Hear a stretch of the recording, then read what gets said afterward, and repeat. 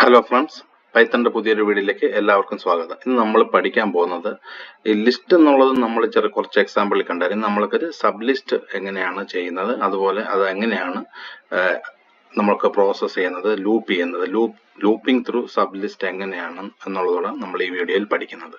അപ്പം നേരിട്ട് പ്രോഗ്രാമിലോട്ട് കിടക്കാം. ആദ്യം നമുക്കൊരു ലിസ്റ്റ് ക്രിയേറ്റ് ചെയ്യാം. ഞാനിവിടെ ക്രിയേറ്റ് ചെയ്യാൻ പോകുന്ന ലിസ്റ്റ് എന്ന് പറയുന്നത് സ്റ്റേറ്റ്സ് എന്ന് പറയുന്ന ഒരു ലിസ്റ്റ് ഞാൻ ക്രിയേറ്റ് ചെയ്യാണ്. ഈ ലിസ്റ്റിൽ നമ്മൾ സബ് ലിസ്റ്റ് ഉണ്ടാക്കുവാണ്. അത് സ്റ്റേറ്റ് നെയിം ആദ്യം കൊടുക്കുന്നു. അതുകൂടാതെ സ്റ്റേറ്റിന്റെ കോഡ് കൂടെ കൊടുക്കുന്നു. ഇപ്പൊ കേരള കൊടുത്തു, KL കൊടുത്തു.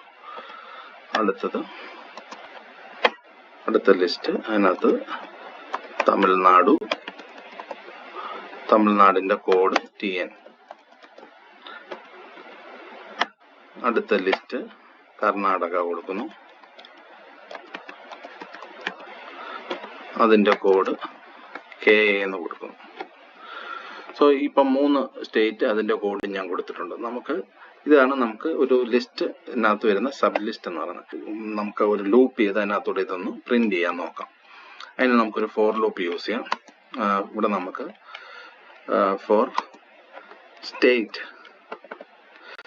എന്ന് പറഞ്ഞൊരു വേരിയബിൾ ക്രിയേറ്റ് ചെയ്യാം. അതിനകത്ത് ഓരോ സമയത്തും ഇപ്പൊ ആദ്യം കേരള വരും, പിന്നെ തമിഴ്നാട് വരും, പിന്നെ കർണാടക. ഇൻ സ്റ്റേറ്റ്സ് എന്ന് കൊടുക്കാം. ഇനി നമുക്ക് പ്രിന്റ് കൊടുക്കാം. പ്രിന്റ് സ്റ്റേറ്റ് ഓഫ് 0, ഒരു സ്പേസർ കൊടുക്കുക. അതിനുശേഷം സ്റ്റേറ്റ് ഓഫ് 1 കൊടുക്കുക.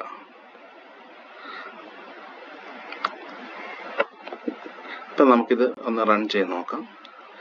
ഇപ്പൊ നമുക്ക് കാണാം കേരള, KL, തമിഴ്നാട് TN, കർണാടക വന്നു. നമുക്കൊരു ഹെഡിങ് വേണമെന്നുണ്ടെങ്കിൽ അത് ലൂപ്പിന് വെളിയിൽ കൊടുക്കാം. നമുക്ക് പ്രിന്റ് സ്റ്റേറ്റ്, ഒരു സ്പേസ് കൊടുക്കുക. അതിനുശേഷം കോഡ് കൊടുക്കുക. നമുക്കൊന്ന് സേവ് ചെയ്ത് റൺ ചെയ്ത് നോക്കാം. ഇപ്പൊ നമുക്ക് കാണാം കോഡിന്റെ താഴെ KL, TN, KA വന്നിട്ടുണ്ട്. സ്റ്റേറ്റിന് താഴെ കർണാടക, തമിഴ്നാട്, കേരള വന്നിട്ടുണ്ട്. സോ ഇപ്പൊ ഈ എക്സാമ്പിൾ നിങ്ങൾക്ക് മനസ്സിലായെന്ന് വിചാരിക്കുന്നു. കൂടുതൽ വീഡിയോ ഒക്കെ ആയിട്ട് നിങ്ങൾ ഈ ചാനൽ സബ്സ്ക്രൈബ് ചെയ്യുക, വീഡിയോ ലൈക്ക് ചെയ്യുക. Thank you.